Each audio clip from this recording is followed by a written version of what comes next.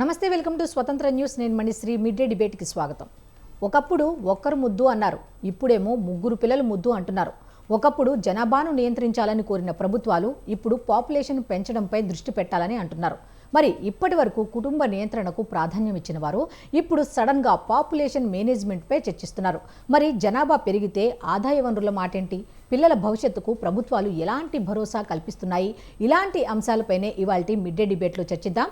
అయితే ఈ అంశానికి సంబంధించి మనతో డిస్కస్ చేయడానికి ఈరోజు జూమ్లో జాయిన్ అవుతున్న గెస్టులు ఎవరంటే సంజయ్ గారు, డాక్టర్. నమస్తే మేడం. నెక్స్ట్ ఈలోపు మన్యం కోటేశ్వరరావు గారు ఉన్నారు, అనలిస్ట్. ఆయనతో మాట్లాడదాం. సార్ నమస్తే. నమస్తే.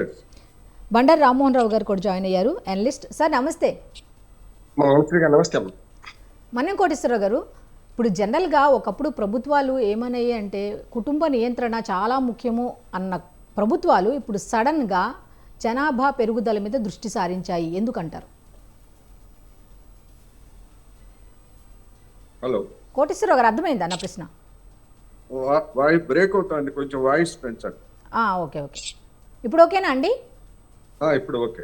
అంటే గతంలో ప్రభుత్వాలన్నీ కూడా కుటుంబ నియంత్రణ మీద ఫోకస్ చేశాయి. ఇప్పుడు సడన్గా జనాభాను పెంచాలి అన్న ఉద్దేశంతో ఒక్కరు కాదు ముగ్గురు ముద్దు అన్న స్లోగన్స్ తీసుకొస్తున్నాయి. ఎందుకంటారు?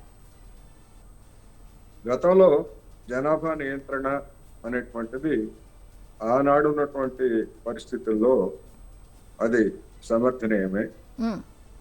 అప్పటికి ఇప్పటికీ మారినటువంటి పరిస్థితులు వీటిని చూసినప్పుడు వివిధ దేశాల్లో జనాభా నియంత్రణకు తీసుకున్నటువంటి చర్యలు కావచ్చు, లేదా కొన్ని దేశాల్లో అలాంటి చర్యలు ఏమీ తీసుకోకుండానే జనాభా తగ్గుదల అనేటువంటిది జరిగినటువంటి పరిణామాలతో ఇవాళ జనాభా సంఖ్యను పెంచుకోవడం అవసరం అనేటువంటిది అనేక దేశాలు గుర్తించాయి. దానిలో భాగంగానే మన దేశంలో కూడా అలాంటి ప్రతిపాదనలు వస్తున్నాయి.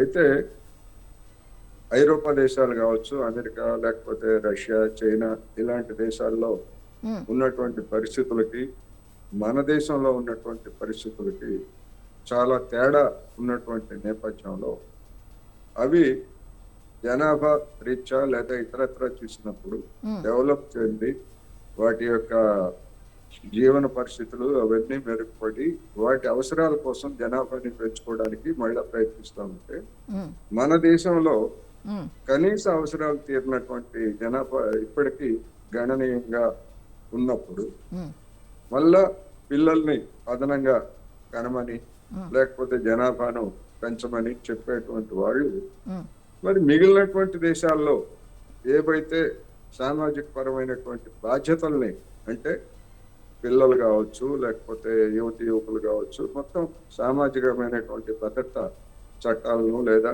చర్యలను తీసుకొని అమలు జరుపుతున్నప్పుడు ఇక్కడ అలాంటి చర్యలు లేనప్పుడు పరిస్థితి ఎవరు పిల్లల్ని కనటానికి లేదా కన్నవాళ్ళని సక్రమంగా పెంచడానికి, గౌరవప్రదమైనటువంటి జీవనం గడపడానికి, అందుకు అవసరమైనటువంటి ఉపాధి పరిస్థితులను సృష్టించకుండా పిల్లల్ని కనండి, జనాభాని పెంచండి అని చెప్పేసి సాధువులు, సన్యాసులు, సాధ్యులు వీళ్ళందరూ చెప్తున్నారు. ఇంకా కొంతమంది రాజకీయ నాయకులు కూడా చెప్తున్నారు. నేనేమంటున్నానంటే ఆ సాధువులు, సన్యాసులు, సాధ్యులు ముందు మీరందరూ ఆ మడిగట్లు ఇప్పేసి ముందు మీరు పిల్లల్ని కనండి. ఇతరులకు చెప్పేటప్పుడు పిల్లల్ని పెంచేటువంటి బాధ్యత ఎలా ఉంటుందో లేకపోతే కష్ట నష్టాలు ఎలా ఉంటాయో అనేటువంటిది చెప్పదలుచుకున్నాను. అందుకని అవసరమే, అట్ ది సేమ్ టైము ఆ అవసరానికి అనుగుణంగా జనాభాకి అవసరమైనటువంటి సంక్షేమ చర్యలు, ఉపాధి చర్యలు కూడా తీసుకున్నప్పుడే అలా పిలిపించేటువంటి వాళ్ళకి జవాబుదారీ హక్కు ఉంటుంది తప్ప లేకపోతే వాళ్ళకి అటువంటి హక్కు లేదనేది నా అభిప్రాయం. రామ్మోహన్ రావు గారు, అమ్మా చెప్పండి, మీ అభిప్రాయం ఏంటి ఈ అంశం మీద? ఒక్కరు వద్దు ముగ్గురు ముద్దు అనే దాని మీద. నేను చెప్తాను. ఎందుకంటే ఇప్పుడు ఇలా మత కోణం కూడా ఉంటుంది. కోటేశ్వరరావు గారితో పూర్తిగా ఏకీపిస్తున్నాను నేను. రెండోది ఏంటంటే ఇప్పుడు ఎవరైతే చంద్రబాబు నాయుడు అన్నారో ఆయన కూడా వర్తించాలి కదా. ఆయనకు ఒకడే, ఆయన కొడుకు వాళ్ళు ఒక్కడే కదా. ఎందుకంటే వీళ్ళు చెప్పడానికి శాస్త్రాలు చెప్తారంటే ఉల్లిగడ్డ సామెత లాగా, అయ్యగారి సామెత లాగా, అయ్యగారి ఉల్లిగడ్డ సామెత లాగా. అందుకంటే ఒక పాట ఉంది మనకి, గతంలో 67, 66 అనుకుంటాను ఈ ఎర్ర త్రికోణం గుర్తొచ్చింది. డాక్టర్ గారు చెప్పాలి మనకు. ఎందుకంటే ఎర్ర త్రికోణం గుర్తొచ్చింది. అప్పుడు జనాభా చాలా ఉండే, డజన్ మంది కానివాళ్ళు. ఒక రకంగా చెప్పాలంటే అప్పటికే 6-7 అన్న సందర్భాలు చూస్తున్నాం. కుటుంబ నియంత్రణ అమలు కోసం 2 లేక 3 ఫస్ట్ స్లోగన్, తర్వాత 2 లేక 1 లేక 2, తర్వాత 1 అని మనం అనలేదు. చైనా లాంటి దేశం అయితే 1 లేక అసలు వద్దన్నది. కానీ డెమోగ్రఫీ మారుతుంది కాదంటలేదు. కానీ డెమోగ్రఫీ మారే సమయంలో మనకు ఒక సినిమాలో పాట వచ్చింది, సోమ మంగళ బుధ గురు శుక్ర శని ఆది వీడికి పేరేది పుట్టే వాడికి చోటేది అని పాట వచ్చింది అప్పుడు. అట్లానే ఆ 60s 70s లోనే నిరుద్యోగం మీద అద్భుతంగా శ్రీశ్రీ గారు కవితలు రాశారు, మనకు పాటలు రాశారు. వెలుగునేడు సినిమా అవినీతి బంధు ప్రీతి చీకటి బజార్ ఎట్లా ఉన్నదని. అప్పటికే అవినీతి అని పెరిగిపోయింది. అందులోనే ఒక సినిమాలో అందాలు రావడం అనుకుంటాను, ఎదగడానికి ఎందుకు రా తొందర ఎదర బతుకంతా చిందర అందరి వశరావు గారు చెప్పింది అదే. ఈ చిందర బతుకు కోసం ఎవడికి అంటాడు, ఎందుకు అని అలా అంటున్నాడు. మీరు కనుమంటే కానీ మీరు వద్దంటే ఊరుకునే సమాజం కాదు కదా ఇది. అందుకని మత కోణం కూడా ఏముందంటే, కొన్ని మతాల జనాభా పెరుగుతున్నారు. ఇంతకుముందు వాళ్ళందరూ కరెక్ట్, సాధులు సంతులు అందరు పిల్లలు కన్నా అంటారు, వాళ్ళు మాత్రం పెళ్లి చేసుకోరు, వాళ్ళు మాత్రం పాలపిల్లలు పెళ్లి చేసుకోరు, మనకు ఏమంటారు సాధులు సంతులు పెళ్లి చేసుకోరు, కానీ వాళ్ళ పిల్లలు కన్నా చెప్తుంటారు. దేనికోసం? వాళ్ళ జనాభా స్పష్టంగా ఇందులో శశవిషయాలు ఏం లేవు నాకు. వాళ్ళ జనాభా పెరుగుతుంది, మనం ఎందుకు పెంచుకోవచ్చు. దానికి సామెత ఉంది, ఎప్పుడు సామెతలు చెప్పమంటారు కానీ నన్ను, తోటి వాడు తొడగోసుకుంటే వాడు మెడగోసుకుంటాడు, అట్లా ఉన్నది. అడవాడు పెరుగుతుందని మీరు వారు చేసే పనులు మీరు చేస్తారా? ఇప్పుడు నిజంగా చెప్పాలంటే ఒక సమాజంలో ఒక వర్గంలో 12 మంది పిల్లలు కన్నా టైర్ పంచర్ నుంచి ముందు అన్ని పనులు చేసుకుంటారు, వీళ్ళు చేస్తాడా? అందుకని వీళ్ళ అవసరం వీళ్ళది, వాళ్ళ అవసరం వాళ్ళది. మత కోణం కూడా ఉంది. చంద్రబాబు నాయుడు గారు చెప్పేది కంటే కేవలం ఆయన కూటమిలో ఉన్నారు కనుక, ఆ కూటమిలో ఉన్నాడు కనుక వాళ్ళు చెప్పినట్టు కాక ఇంకో రకంగా చెప్తున్నాడు, అంతే తేడా. మాట అదే, భాష వేరు, మాట అదే. కనుక నేనేమంటే యువ సమాజం మనది ఇప్పటికి కూడా, భారతదేశం యువ సమాజం మనది ఇప్పటికి కూడా 35 ఏళ్ళ లోపు వాళ్ళు 54% మంది ఉన్నారు. కోటేశ్వరరావు గారు మాలాంటి వయసులందరూ 26% కూడా లేవు. 60-70 దాటిన వాళ్ళైతే 20% కూడా లేవు. కరెక్టే.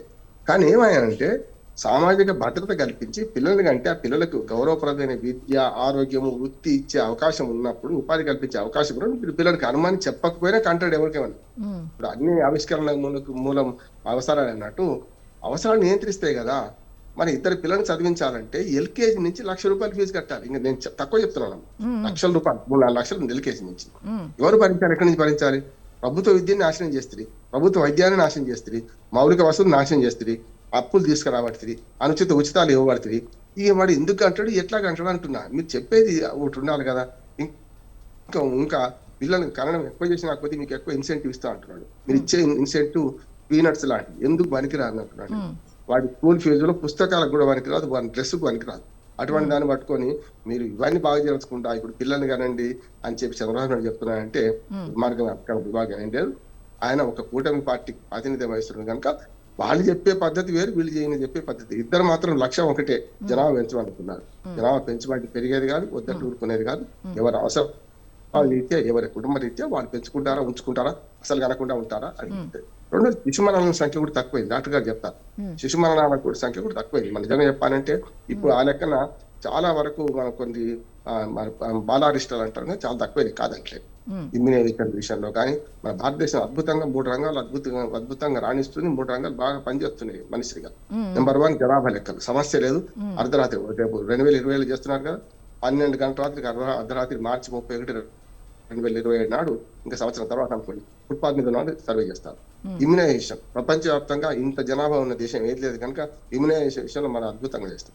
ఎన్నికలు కూడా సాఫ్ట్ గా అధికారం మార్పిడికి, నేను ఎన్నికల్లో డబ్బు వంచుడు, మద్యము, డబ్బు ఉన్నాయి, అవన్నీ ఉన్నాయి. కానీ సాఫ్ట్ గా అధికారం మార్పిడి, ఈ 3 కూడా అద్భుతంగా జరుగుతాయి. అందుకని ఏమంటానంటే మన జనాభా నియంత్రణకు ఒక బేస్ ఉన్నది. ఆ బేస్ లాగానే ప్రజలు పోతున్నారు. ఇలా మతపరంగా కూడా ఎవరు ఆలోచన చేస్తలేరు. ఇంకా ఇప్పుడు ముస్లింలలో కూడా చాలా వరకు ఇద్దరు పిల్లల కంటే ఎక్కువ కనకుండా ఉన్నవాళ్ళు ఉన్నారు. ఇవన్నీ చూడాలి మనం. ఇవన్నీ చూడకుండా కేవలం తోటివాడు తొడగోసుకుంటున్నాడు, వాళ్ళ జనాభా పెరుగుతుంది, 20% మంది, 10% మంది అనే సాధువు సంతువులు బీజేపీ వాళ్ళు ప్రచారం చేసి స్పష్టంగా పార్టీ అంటున్నారు, చేస్తున్నారు. కానీ దానిలో భాగమై ఇవాళ చంద్రబాబు నాయుడు ఇప్పుడు కొత్తగా మాట్లాడుతున్నాడు, విభజిత ఆంధ్రప్రదేశ్ విభజన అప్పటి నుంచి మాట్లాడుతున్నాడు. చాలా గమ్మత్తుగా, కాదంటలేదు, సమస్య లేదు. మీరు ఉన్న వాళ్ళకు ఉపాధి కల్పించండి, నిరుద్యోగ వృత్తి ఇస్తా అన్నారు కదా, ఎటుపోయింది మీది? 6 సూపర్ 6 అన్నారు కదా, సూపర్ 6 లో నిరుద్యోగ వృత్తి ఇస్తున్నారా? మీరు నిరుద్యోగ వృత్తి ఇవ్వండి. సామాజిక అసమానాలు తగ్గించండి, అట్లానే సంపద పంపిణీ చేయండి, సంపదను సృష్టించండి, పంపిణీ చేయండి. మేము అడిగితే ఏమన్నారు, మీరు ఎక్కడి నుంచి ఇస్తారా ఈ హామీలు అంటే, సంపద సృష్టిస్తాం, సంపద పెంచుతాం, పంచుతాం అన్నారు. సంపద పెంచింది లేదు, పంచింది లేదు. ఆ హామీలు అట్లాగే ఉన్నాయి. కనుక వీళ్ళందరూ రాజకీయ కోణంలో ఆలోచిస్తూ ప్రజల మీద మాట్లాడుతున్నారు తప్ప ఇంకోటి ఏం లేదు. స్పష్టంగా అది అవసరం కాదంటలేదు నేను. కానీ మన 143 కోట్ల ప్రజలు 1.7, ఇప్పుడు మన ఉత్పత్తి మన జనన రేటు 1.7 ఉంది, అంటే మామూలుగా 2.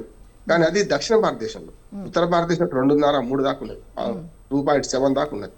అటువంటిప్పుడు ఉత్తర భారతదేశాన్ని దక్షిణ భారతదేశం పోల్చుకుంటే ఓ రకంగా చెప్పినట్టు 2 చిల్లర ఉన్నట్టు కదా, 2 కలిస్తే.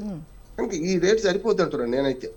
అనవసరంగా 800 కోట్ల జనాభాను ఇంకొక 20 ఏళ్లలో 1000 కోట్లకు పెంచుకోవడం కాదు. ఇక మెల్లమెల్లగా ఏమవుతుందంటే 900 కోట్ల నుంచి మెల్లమెల్లగా వెనక్కిపోతా అనుకుంటున్నాను నేను. జనాభా నియంత్రణ జరుగుతుంది, స్థిరీకరణ జరగాలి. ఎప్పుడు కూడా జనాభా అధికంగా పెరగొద్దు, తక్కువ కావద్దు. జనాభా స్థిరీకరణ అంటే మరణాలు పుట్టుకలు సమానంగా కాబట్టి జనాభా స్థిరీకరణ జరుగుతుంది. ప్రపంచ జనాభా రీత్యా చూసినా కూడా మనం ఆ 850 కోట్ల దగ్గర అవుతే మంచిది కాదట్లేదు. సూత్రం మంచిది, వీళ్ళు చెప్పే పద్ధతి కరెక్ట్ లేదు అంటున్నాను నేను. ఓకే, డాక్టర్ సంధ్య గారు కూడా జాయిన్ అయ్యారు. ఆవిడతో కూడా మాట్లాడే ప్రయత్నం చేద్దాం. సంధ్య గారు నమస్తే అండి. నమస్తే అండి. ఇప్పుడు టాపిక్ ఏంటంటే ఒక్కరు కాదు ముగ్గురు ముద్దు అనే దాని మీద మాట్లాడుకుంటున్నామండి. ఒక డాక్టర్ కింద అంటే అప్పుడు మహిళల ఆరోగ్య పరిస్థితి వేరు, ఇప్పుడు ఆరోగ్య పరిస్థితి వేరు, దీని మీద ఏం చెప్తారు? సో ఫస్ట్ ఆఫ్ ఆల్ మనం మెయిన్ ఏంటంటే అండి, ఇప్పుడు జనాభా ఆల్రెడీ మనది లైక్ ఒక 2050 ఆ సంవత్సరానికి వచ్చేటప్పటికి సంజయ్ గారు మీ వీడియో ఆఫ్ అయింది, ఆన్ చేసుకోరా సంజయ్ గారు? సంజయ్ గారు ఓకే ఓకే అండి, ఓకే ఓకే అండి, ఓకే అండి, ఇప్పుడే ఆన్ అయిందండి వీడియో. సో 9.4 బిలియన్ 2050లో మన పాపులేషన్ 9.4 బిలియన్ అవుతుందండి. సో మెయిన్ ఏంటంటే అండి, ఇప్పుడు పాపులేషన్ పెరిగినప్పుడు కొన్ని దేశాల్లో మెయిన్ గా ఏంటంటే అమెరికా కానీ చైనా కానీ పాపులేషన్ ఎప్పుడైతే పెరుగుతుందో, వర్కింగ్ పాపులేషన్ మనకి వర్క్ చేసే పాపులేషన్ ఎప్పుడైతే ఎక్కువ ఉంటుందో అది సైంటిఫిక్ గా పాజిటివ్, అంటే సైంటిఫిక్ గా మనం వర్క్ చేయడానికి కానీ, తర్వాత మంచి ఆపర్చునిటీస్ కానీ, అంటే లైక్ మన ఇప్పుడు చైనాలో జరుగుతున్న అంటే లైక్ పాపులేషన్ వాళ్ళందరూ కూడా వర్కింగ్ పాపులేషన్ వల్లనే చైనాలో అంత అభివృద్ధి అనేది జరిగింది. సో ఒకవైపు చూస్తే అది డబుల్ ఎడ్జెస్ వర్డ్ అండి. అంటే మనం ఇప్పుడు ఏంటంటే ఒకవైపు పాజిటివ్స్ ఆలోచిస్తే చైనా అమెరికా ఇంత డెవలప్ అవడానికి అక్కడ కూడా మన వాళ్ళే ఉన్నారు. సో అక్కడ కూడా అంటే చైనాలో వాళ్ళ పాపులేషన్ లో కూడా వాళ్ళు చాలా మంది సైంటిఫిక్ గా కానీ, ఏ రూపంలో కానీ, రోబోటిక్స్ అని చాలా రకరకాలుగా వాళ్ళు చాలా కష్టపడి పనిచేసి అవన్నీ డెవలప్మెంట్ అనేది చేస్తున్నారు. అలాగే అమెరికాలో కూడా అగ్రరాజ్యంలో కూడా వర్కింగ్ పాపులేషనే మెయిన్ గా చేస్తుంది. సో ఇప్పుడు మనకి 2050 ఆ సంవత్సరానికి ఏజ్డ్ అంటే ఎల్డర్లీ వృద్ధాప్యంలో ఉన్న వాళ్ళు చాలా ఎక్కువ అయిపోతారనమాట. సో ఎక్కువ అయిపోయినప్పుడు మనకి ఎప్పుడైతే చిన్న పిల్ల అంటే ఇప్పుడు పుట్టిన పిల్లలే అప్పటికి కరెక్ట్ 20-25 ఏజ్ వాళ్ళు మిడిల్ ఏజ్ పీపుల్ వస్తారు. సో ఇప్పుడు వాళ్ళు రావాలన్నా కూడా పాపులేషన్ అనేది ఒకటి ఇంపార్టెంట్. సో పాజిటివ్గా చూసుకుంటే అప్పటి వరకు ఆలోచిస్తే అదొకటి. అది కూడా ఏంటంటే అన్ని పరిస్థితులు బాగుంటేనే ఈ పిల్లల్ని మనం సరిగ్గా పెంచగలం. ఓకే, సో వాళ్ళకి ఎంప్లాయ్మెంట్ అనేది ఇవ్వడం కానీ, లేకపోతే వాళ్ళకి అవసరమైన వసతులు ప్రొవైడ్ చేయడం కానీ, స్కూల్, ఎడ్యుకేషన్, హెల్త్, ఇవన్నీ ఒక గవర్నమెంట్ ప్రొవైడ్ చేయగలిగితేనే ఈ మాట మాట్లాడితే మనం బాగుంటుంది. ఎందుకంటే ఇప్పుడు మనం ఆలోచన విధానంలో సో పాపులేషన్ ఉంటే ఖచ్చితంగా మనకి సైంటిఫిక్ గా బాగుంటది, దేశ అభివృద్ధి బాగుంటది, ఆపర్చునిటీస్ ప్రొవైడ్ చేసుకోవచ్చు. తర్వాత మనకి అవసరాలు కూడా, మనకి నీడ్స్ కూడా మనం అవసరాలు ఉత్పత్తులు అలాగే మనం ప్రొవైడ్ చేసుకోగలం, అలాగే డెవలప్ చేసుకోగలం. సో ఇవన్నీ మెయిన్ గా ఇప్పుడు భారతదేశంలో ఉన్న పాపులేషన్ బట్టే ప్రపంచంలో ఉన్న వాళ్ళందరూ కూడా మన దేశం వైపు చూస్తున్నారు. అది ఐ కెన్ కన్సిడర్. అంటే మెయిన్ థింగ్ ఏంటంటే ఇక్కడున్న పాపులేషన్ చాలా మంది, అంటే మన పాపులేషన్ మనం ఇచ్చే డబ్బులతో, మనం చేసే స్పెండింగ్ తో ఎన్నో దేశాలు అభివృద్ధి చెందుతున్నాయి. ఓకే, ఎందుకంటే మనం మన కోసం కంటే కూడా మనం వేరే వాళ్ళ దేశాలలో మనం చాలా స్పెండ్ చేస్తున్నాం. ఇంతకు ముందు మనకి ఫారెన్ నుంచి చాలా మంది వచ్చేవాళ్ళు టూరిజం, కానీ ఇప్పుడు తక్కువైపోయారు. ఓకే, కానీ మన దేశం నుంచి చాలా మంది వేరే దేశాలకు వెళ్ళి స్పెండ్ చేయడం కానీ టూరిజం కానీ కూడా మనం చాలా మంది వెళ్తున్నాం. సో ఈ విధంగా చూస్తే కూడా పాపులేషన్ ఎక్కువ అయితే ఇవన్నీ స్పెండింగ్ కెపాసిటీ పెడుతుంది. అలాగే గవర్నమెంట్ కూడా అంతే ప్రొవైడ్ చేయాలి కదండి. ఇప్పుడు పిల్లల్ని కనేయమన్నారు, కన్న తర్వాత ఫీమేల్స్ మెయిన్ గా ఏంటంటే ఫీమేల్స్ ఎంత మందిని అంటారు, ఒకరిని అంటారు, ఇద్దరిని అంటారు. తర్వాత ఆమె పరిస్థితి ఏంటి, ఆమెకి ఎంత మదర్ ని చూసుకునే కేర్ ఎంత ఉంది ఇండియాలో. ఇప్పుడు ఆ పని చేసేది ఒక్కడే, అంటే ఇప్పుడు వర్కింగ్ భర్త పని చేస్తే భార్య ఖచ్చితంగా పిల్లల్ని చూసుకోవాల్సిందే. చూసుకునే వాళ్ళు కూడా తక్కువైపోయారు ఇప్పుడున్న ప్రపంచంలో. సో పెద్దవాళ్ళు అందరినీ వాళ్ళని చూసుకోవాలి, పిల్లల్ని చూసుకోవాలి, ఒకరిని చూసుకోవడానికి స్కూల్ పంపించాలంటే ఫీజులు భయంకరమైన ఫీజులు ఉన్నాయి. నార్మల్ ఒక ప్రైవేట్ స్కూల్లోనే ఒక 40-50 లక్ష 3 లక్షల వరకు అసలు ఇక దానికి కంట్రోల్ కూడా లేదు. అంత ఫీజులు కట్టుకుంటూ మళ్ళీ తర్వాత వాళ్ళకి ఏమి మెడిసిన్ ప్రొవైడ్ చేయాలి, అంటే లైక్ ఏమన్నా అవసరమైన హాస్పిటల్కి తీసుకెళ్లాలన్నా ప్రొవైడ్ చేయాలి, ఫుడ్ మళ్ళీ తర్వాత వాళ్ళ బట్టలు, ఇవన్నీ ఆలోచిస్తే మనకి చాలా రకాల ఖర్చులు అనేవి, ఇంకా డైలీ కావాల్సిన సరుకులు, డైలీ అవసరాలు, ఇవన్నీ కూడా చాలా ఆలోచిస్తే ఫైనాన్షియల్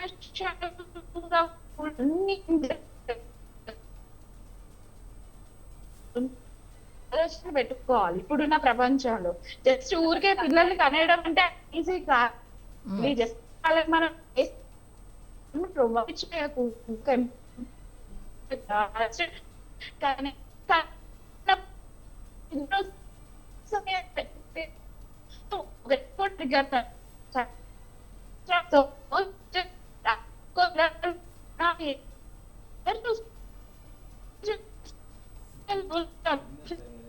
సంధ్య గారు, మీ వాయిస్ క్లియర్గా లేదండి, ఒకసారి చెక్ చేసుకోండి. వాయిస్ క్లియర్గా లేదు, సిగ్నల్ లేదు, ఒకసారి చూడండి. నెక్స్ట్ కోటేశ్వరరావు గారు. బాగా చదువుతున్నారు, ఎట్లా ఉంటున్నారు? కోటేశ్వరరావు గారు, ఇప్పుడు సదరన్ స్టేట్స్ వాళ్ళు ఎక్కువగా సదరన్ స్టేట్స్ గవర్నమెంట్స్ ఎక్కువగా ఏం ఆలోచిస్తున్నాయంటే ఈ జనాభాని ఎలాగైనా పెంచాలి అని. అయితే మిగతా స్టేట్స్లో ఆ జనాభా నియంత్రణ అనేది లేదు కాబట్టి వాళ్ళు ఏదో లబ్ధి పొందుతున్నారు, మాకెక్కడో మిగతా ఈ సదరన్ స్టేట్స్కి సంబంధించి ఏదో అన్యాయం జరగబోతోందన్న ఆలోచనతోనే ఇటువంటి ప్రతిపాదనలు ఏమైనా చేస్తున్నారా అంటే ఏం చెప్తారు? మన ప్రభుత్వం అనుసరించేటువంటి పాలసీలతోటి ఆ కోణం కూడా చర్చలోకి వచ్చిందనేది వాస్తవం. భారతదేశం అంతటా ఒకేసారి దక్షిణాదైనా ఉత్తరాదైనా లేకపోతే 4 దిక్కులు ఎక్కడైనా గానీ కుటుంబ నియంత్రణ అనేటువంటి కార్యక్రమాలు ఒకసారి ప్రారంభమయ్యాయి.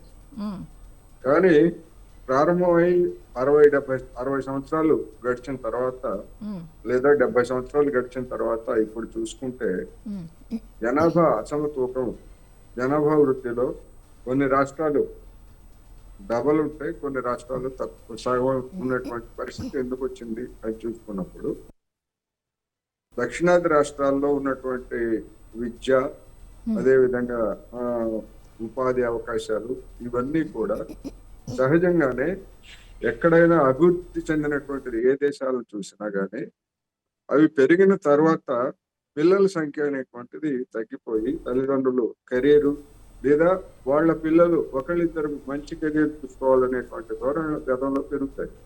ఇప్పుడు కేరళ, తమిళనాడు కావచ్చు, లేదా ఆంధ్రప్రదేశ్ కావచ్చు, కర్ణాటక కావచ్చు, ఇవన్నీ కూడా సాంస్కృతికంగా ఉత్తరాదితో పోలిస్తే ఒక 100 సంవత్సరాలు ముందున్నాయి. సాంస్కృతికంగా, విద్యాపరంగా, సంఘ సంస్కరణ ఉద్యమాలు కావచ్చు, లేకపోతే లెఫ్టిస్టు ఉద్యమాలు కావచ్చు, లేకపోతే స్వాతంత్ర పోరాటం కావచ్చు, ఇటువంటివన్నీ కూడా ప్రభావం అనేటువంటిది దక్షిణాది మీద చూపిస్తున్నాయి.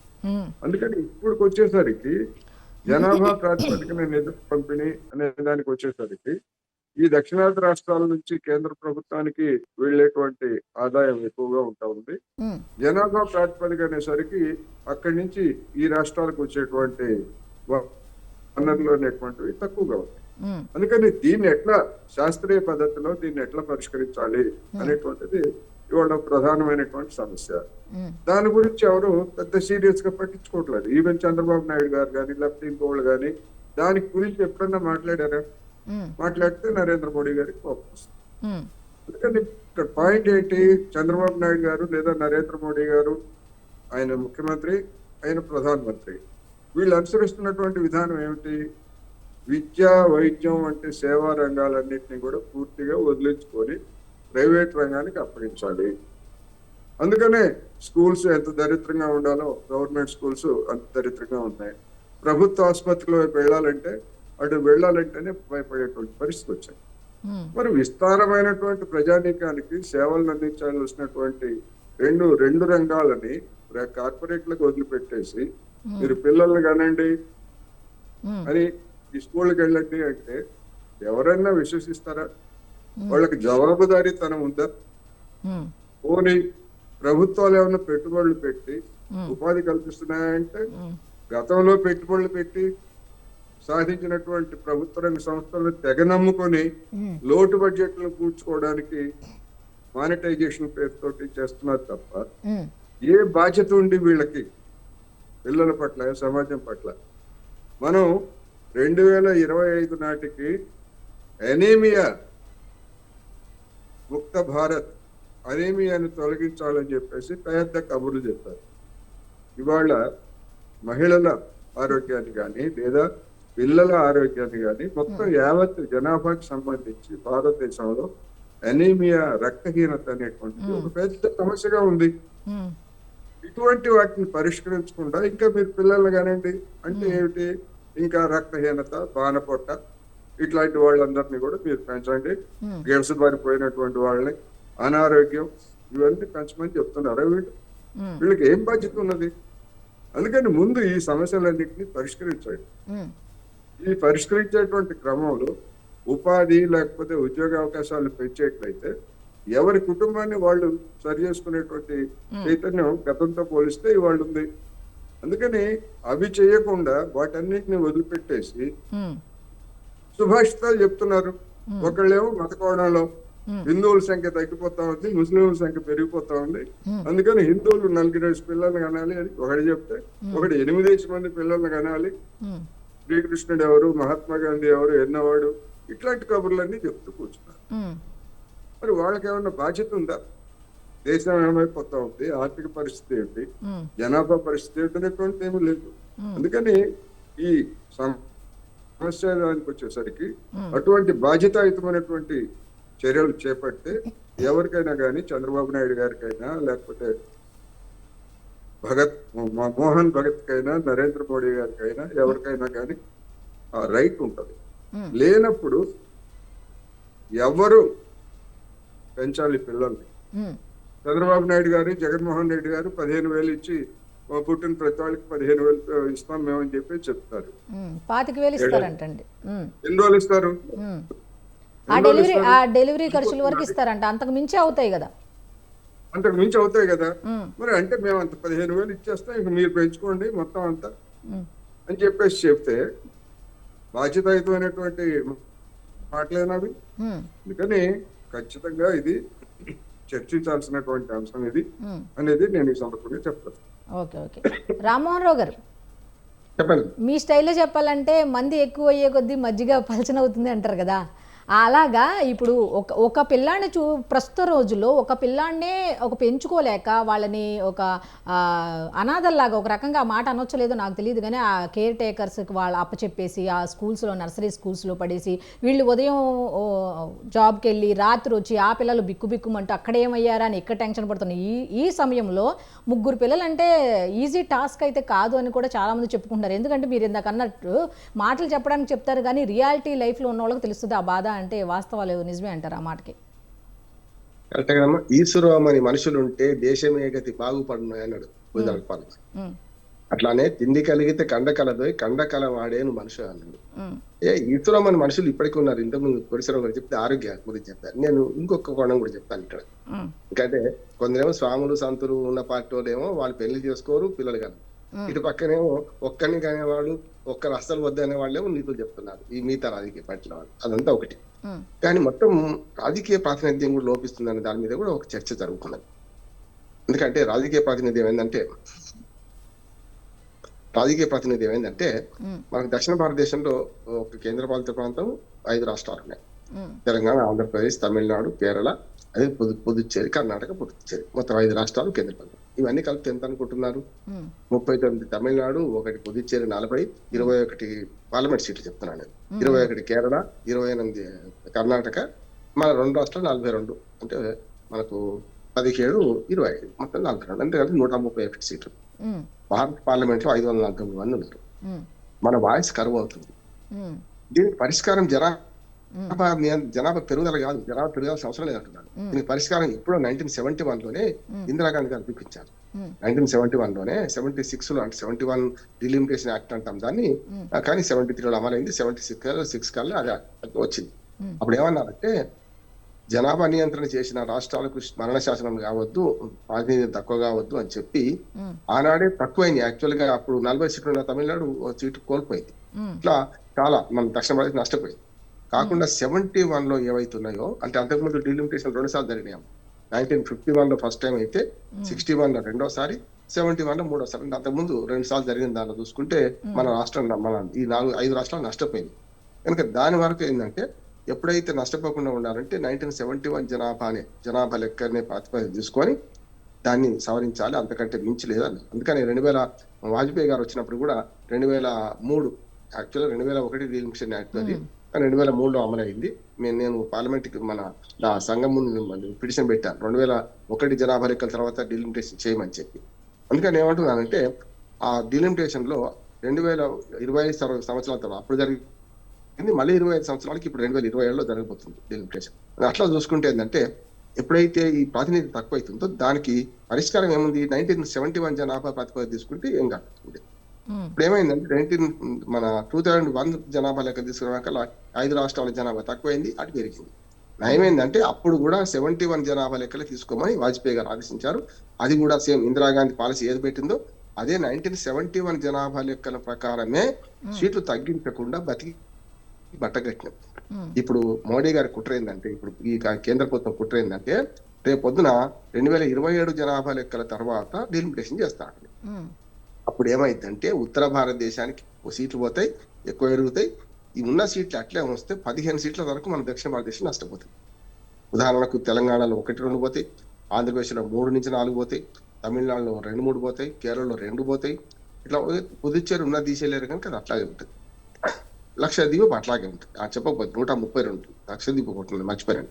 అందుకని ఏమంటున్నానంటే, ఇవన్నీ కలిపితే ఏవైతే 132 కాస్త 120, 118 దిగదాకపోతే, దీన్ని ఇది ఒక ఆలోచన చేయాల్సిందే. దీనికి పరిష్కారం పిల్లల్ని కనడం కాదు ఇక్కడ చేయాల్సింది. ప్రాతినిధ్యం తక్కువ కాకుండా ఈ రేషియో ప్రాతినిధ్యం ఏదవుతుంది దాన్ని తక్కువ చేయకుండా ఉండాలంటున్నాడు.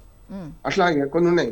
ఇంకా దీనికి మీరు ఆరోగ్య సమస్యలు, విద్యా సమస్యలు అవి అట్లా ఉంటే, సామాజిక సమస్యలు అట్లా ఉంటే, ఇప్పుడు ఇది రెండో కోణం అన్నట్టు. అంటే మన వాళ్ళు రాజకీయ ప్రాతినిధ్యం తక్కువ అవుతుంది కనుక దాన్ని చేయాలి, నింపాలని దానికి ఆలోచన అవుట్ ఆఫ్ ది బాక్స్ ఆలోచన చేయాలి. అందులో గుడుగుడు కొంచెం గుండె రాగం నడిస్తే ఈ జనాభా పెంచడం కరెక్ట్ అనిపిస్తుంటది. దీనికి పరిష్కారం ఏమో డిలిమిటేషన్ యాక్ట్ లో మార్పులు తీసుకొచ్చి ఆనాటి రేషియో తక్కువ కాకుండా, ఇప్పుడున్న ఏదైతే మనకు పార్లమెంట్ లో మన 5 రాష్ట్రాలు ప్లస్ మనకు 2 కేంద్రపాలిత ప్రాంతాల పరిధి ఎంత ఉందో దీనిలో తక్కువ కాకుండా చూసే బాధ్యత ప్రభుత్వాన్ని. అప్పుడు ఆటోమేటిక్ గా పిల్లలు కానీ సమస్య ఉండదు అంటున్నాను. రెండోది కూడా చెప్తున్నాను, పిల్లలు కానీ మన పిల్లలు కానీ చెప్పేప్పుడు నా మత కోణం చెప్పాను, రాజకీయ కోణం చెప్పాను, దాంతో పాటు ఇప్పుడు నేనున్న ప్రాతినిధ్య కోణం కూడా చెప్తున్నాను. ప్రాతినిధ్య కోణానికి అది పరిష్కారం, వాళ్ళు చెప్పేది పరిష్కారం కాదు.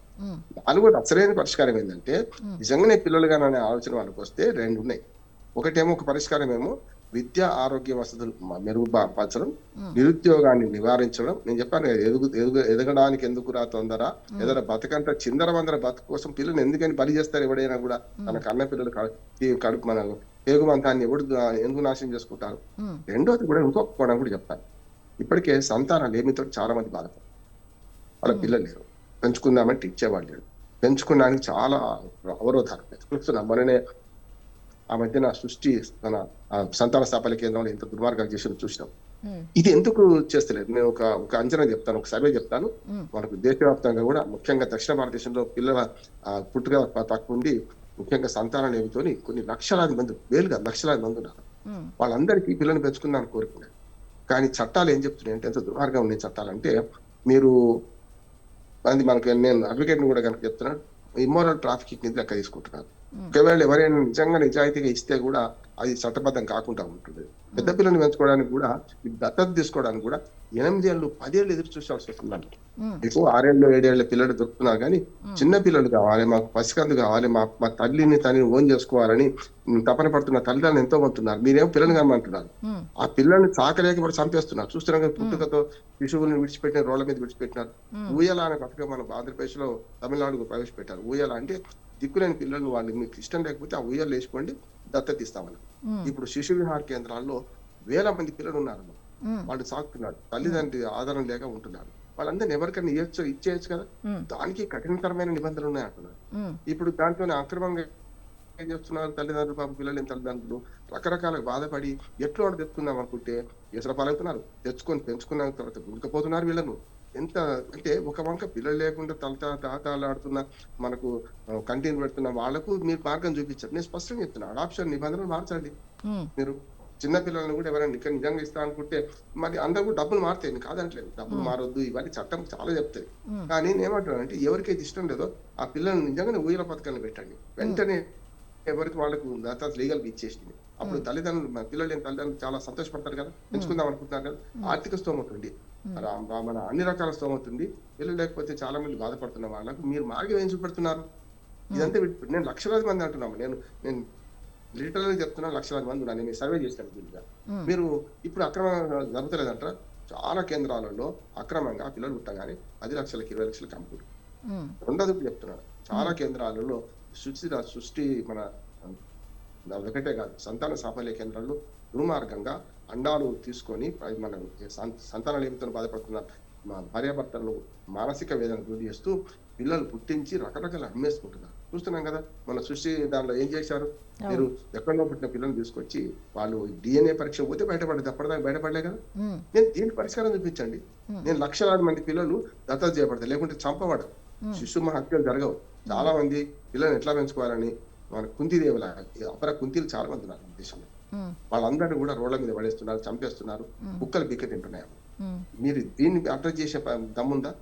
ఇవాడికి మన శిశు విహార కేంద్రాల్లో ఉన్న లక్షలాది మంది, వేలాది మంది పిల్లలకు ఒక దారి చూపించగలుగుతున్నారు, వాళ్ళకి ఒక మంచి గౌరవప్రదమైన జీవితాన్ని ఇవ్వగలుగుతున్నారు. ఎన్ని రోజులు మీరు ప్రభుత్వం దాటుతుందని అంటే అడాప్షన్ నిబంధనలు సవరించాలి.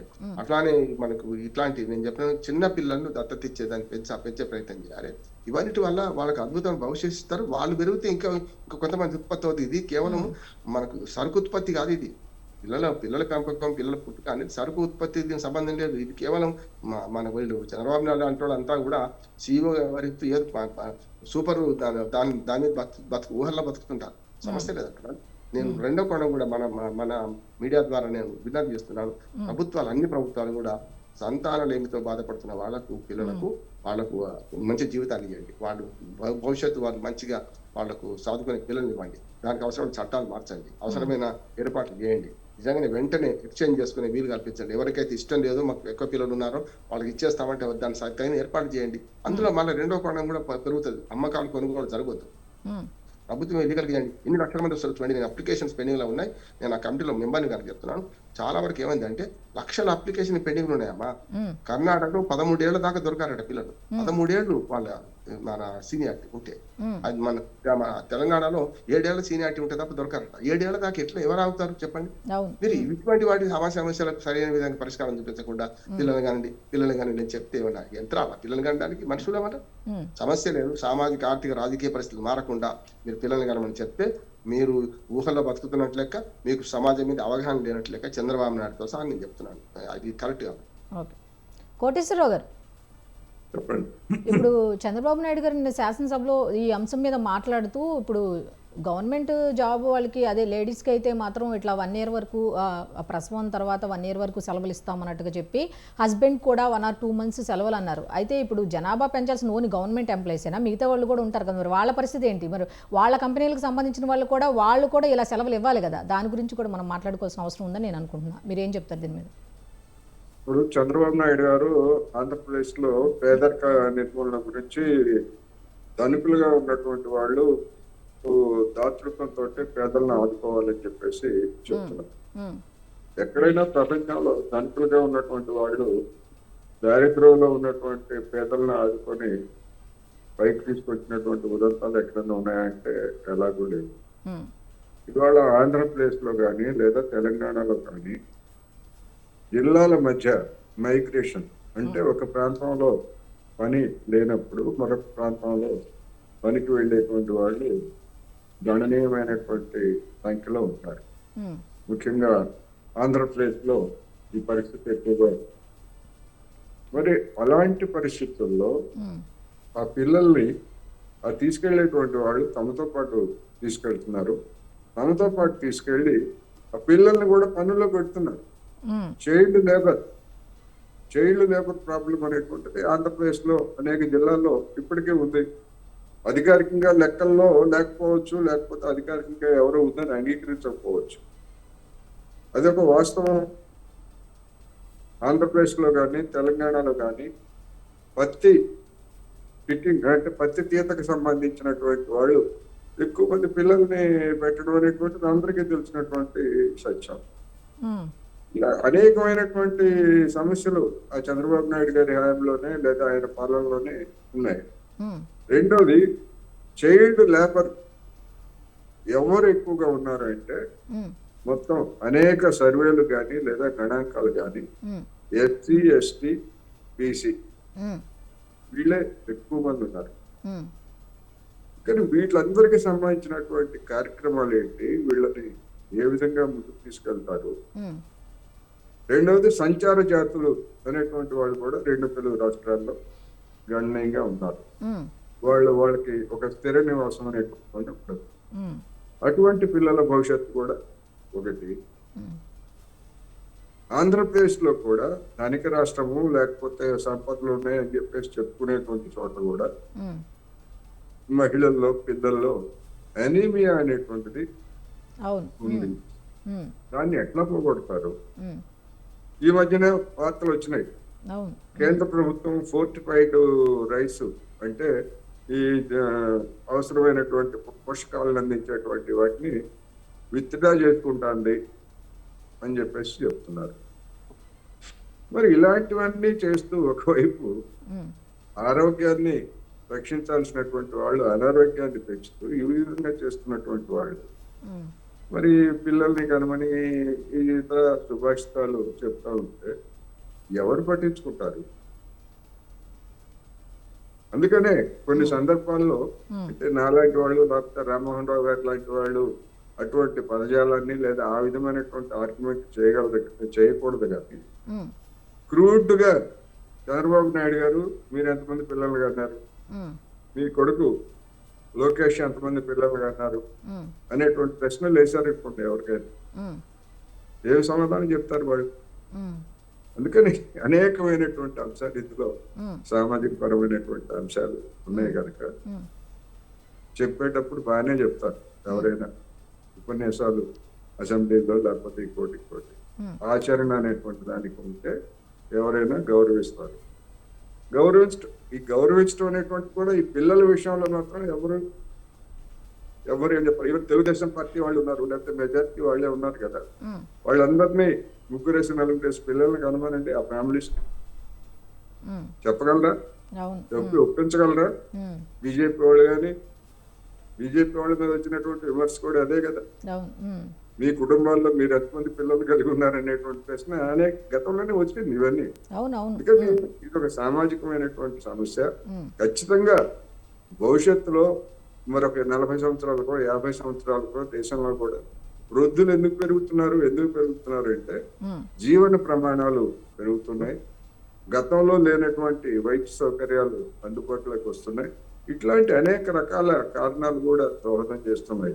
అయితే ఈ జీవన ప్రమాణాలు లేకపోతే జీవిత కాలం కూడా ఉత్తరప్రదేశ్ లేదా బీహారు ఛత్తీస్గఢ్ లో ఉన్న దాంతో పోలిస్తే దక్షిణాది రాష్ట్రాల్లో ఎక్కువ ఉంటుంది. ఎందుకంటే డెవలప్మెంట్ ని బట్టి ఆర్థిక పరిస్థితులను బట్టి అది కూడా ఉంటుంది, ఉమ్, మహిళల విషయంలో కావచ్చు మొత్తంగా కావచ్చు. ఉమ్, ఎందుకంటే ముందు సంక్షేమ కార్యక్రమాలు చేపట్టండి, ఉమ్, మీ బాధ్యతల్ని ప్రభుత్వాలుగా మీ బాధ్యతలను నిర్వర్తించండి, ఉమ్, దాంతో పాటు దీన్ని కూడా చేపట్టండి. ఎవరు వద్దంటారు? జనాభాని పూర్తిగా మొత్తం అంతా కూడా జనాభా లేకుండా పనిచేసేటువంటి వాళ్ళు లేకపోతే వచ్చేటువంటి సమస్యలు చాలా ఉంటాయి. ఉమ్, ఉమ్, కానీ సమగ్రమైనటువంటి దృష్టి కలిగి ఉండాలనేది నేను చెప్తాను. ఓకే, రామ్మోహన్ రావు గారు, చెప్పండి. ఇప్పుడు చంద్రబాబు నాయుడు గారు నిన్న శాసనసభలో ఒక్కరు వద్దు ముగ్గురు ముద్దు అని అన్నారన్న మాట కనుక మనం పక్కన పెడితే, జనరల్గా ఎవరైనా ప్రస్తుత పరిస్థితుల్లో ఆలోచిస్తున్న మాట ఏమిటంటే, ఒక్కళ్ళున్నా సరే ఖచ్చితంగా మంచిగా ఒక చదువు కానీ లేకపోతే ఫుడ్ కానీ ఈ పరంగా చూసుకుంటే ఒక్కడిని పెంచుకున్నా సరే ఖచ్చితంగా మంచిగా పెంచుకోవాలన్న ఆలోచన కొంతమందిలో ఉంటే, ఇంకొంతమంది లో ఉన్న ఆలోచన ఏమిటి అంటే, ఇప్పుడు ఒక్కడే అయిపోతే రేపు ఫ్యూచర్లో సహాయం చేయడానికి ఎవరూ లేకపోతే ఒక్కడే అయిపోతే ఇబ్బంది కదా, ఇంకొకళ్ళు తోడుగా ఉంటే కూడా బాగుండు అనే ఆలోచించే వాళ్ళు కూడా కొంతమంది ఉన్నారు. ఈ రెండు వాదనలో ఏది మీరు సమర్థిస్తారు, వాళ్ళ ఆలోచన విధానం పరంగా ఆలోచిస్తే? పంచుకోవడం తెలవాలంటే సిబ్లింగ్స్ ఉండాలి. అది సామాజిక శాస్త్రవేత్త, సిబ్లింగ్స్ ఉండాలి. ఎందుకంటే ఒక్కరు లేక ఇద్దరన్న, కనీసం ఇద్దరైతే ఉండాలి. ఒక్కరే ఉంటే స్వార్థం బాగుంటుంది, పంచుకోవడం తెలియదు. సమాజంలో అంతే, ఒక్కడు ఐసోలేట్ అయి బతికితే వాడికి జీవితం తెలియదు, ప్రపంచం తెలియదు.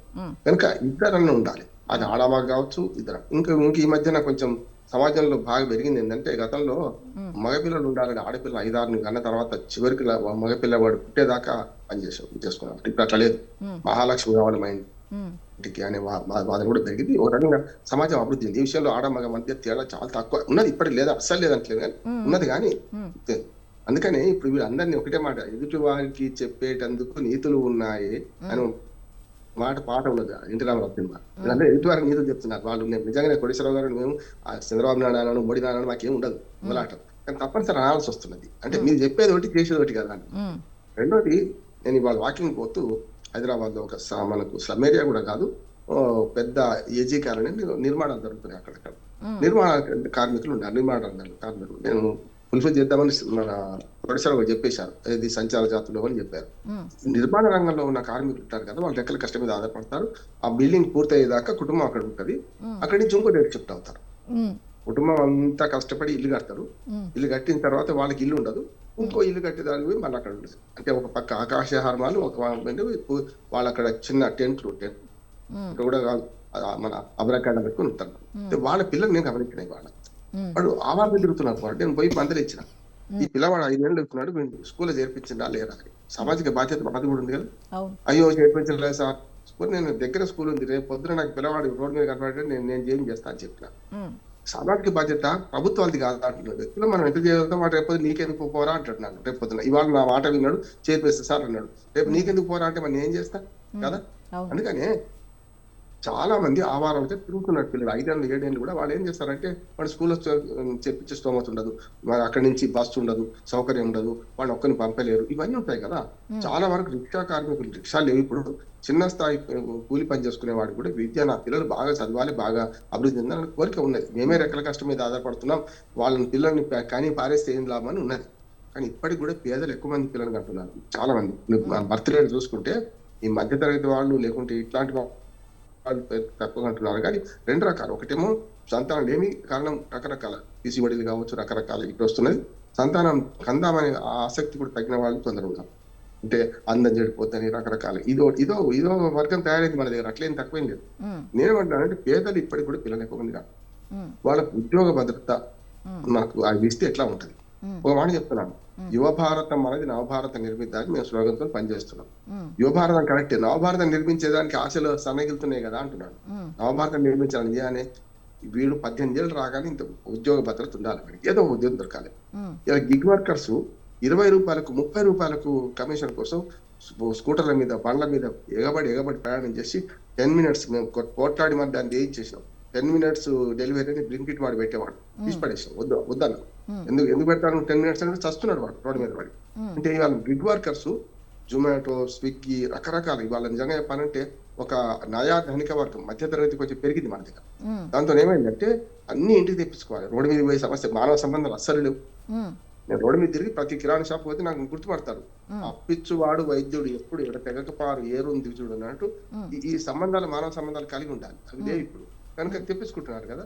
అటువంటి వాళ్ళు ఇవాళ లక్షలాది మంది తయారయ్యారు. ఇటువరకు చట్టం వస్తున్నది, రావాలి, మనందరూ ఒత్తిడి, కోటేశ్వరరావు గారు అందరం కార్మికుల కోసం పనిచేసే వాళ్ళం కనుక వస్తున్నాయి.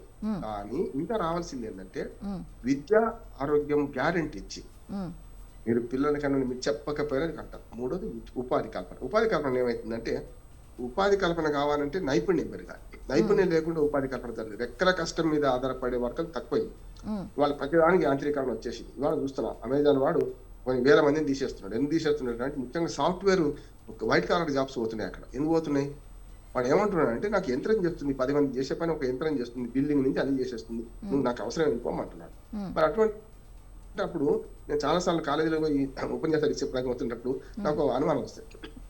మీరు ఇప్పుడు ఏదైతే చదువుతున్నారో ఈ చదువు తగ్గ ఉద్యోగం వస్తుందని భావిస్తున్నారా అంటే 100కి 90 మంది లేస్తారు అంటున్నారు. వీడు చదివిన చదువుకు వాడికి వచ్చే ఉద్యోగానికి ఏం పొంతన ఉంటలేదు. ఏ ఉద్యోగం వస్తుందో తెలియదు, ఏ ఉద్యోగాలు కల్పన ఉంటుంది.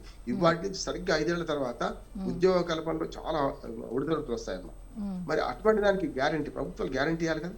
సంపద పెంచుతాం పంచుతాం, సంపద పెంచుతాం పంచుతాం అని పీనట్స్ ఇచ్చుకుంటే 5,000, 3,000, 2,000 దానం చేస్తా అంటే ప్రజలు తమ కాళ్ళ మీద అట్లా నిలబడరు.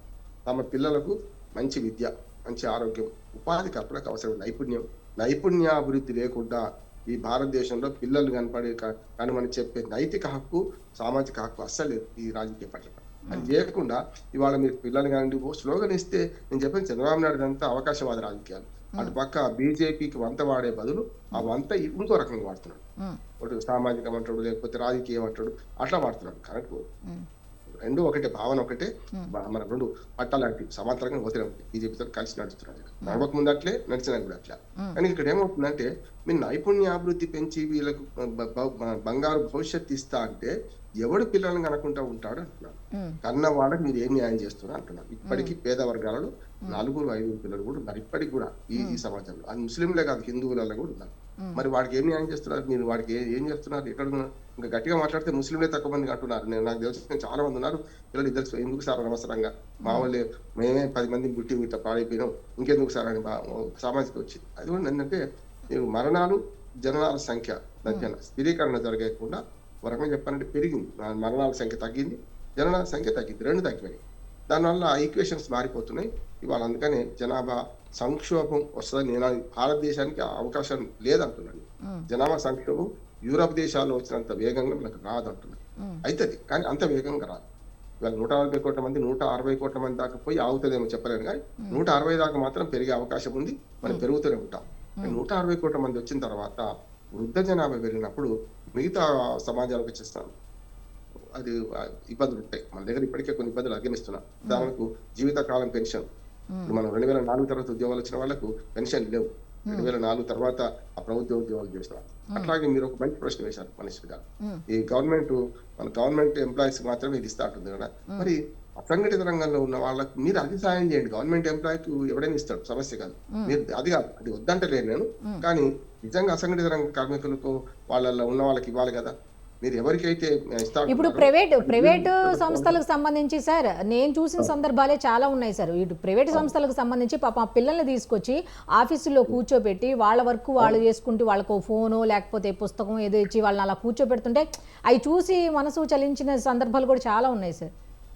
ఇంకొక మాట కూడా, ఇప్పుడు మీకు ఈ గర్భిణీలకు ఇచ్చే సెలవులు వీటి విషయాలు మీకు ప్రైవేట్ రంగంలో ప్రభుత్వ రంగం చాలా తేడా ఉంది కదా. ప్రభుత్వ రంగంలో 3 నెలల నుంచి ఇప్పుడు 6 నెలల సెలవులు తీసుకోమంటారు కదా. భర్తకు కూడా సెలవులు ఇస్తున్నాయి కొన్ని అభివృద్ధి చెందిన దేశాలు. మన దగ్గర ఎంత నిజంగా అసంఘటిత రంగంలో పనిచేసే వాళ్ళకి ఎక్కడ అవకాశాలు ఉన్నాయి చెప్పండి? ఒకటి అవకాశం దక్కుతుందా? లేదు కదా. అందుకని ఇప్పుడు ఇక్కడ కూడా మీరు అంతెందుకు ఓటు హక్కు వాడుకోండి అని చెప్పి ఈ ప్రభుత్వాలు ప్రైవేట్ వాడు ఆ రోజు సెలవు ఇవ్వకపోతే వాడి తాట తీయొద్దా?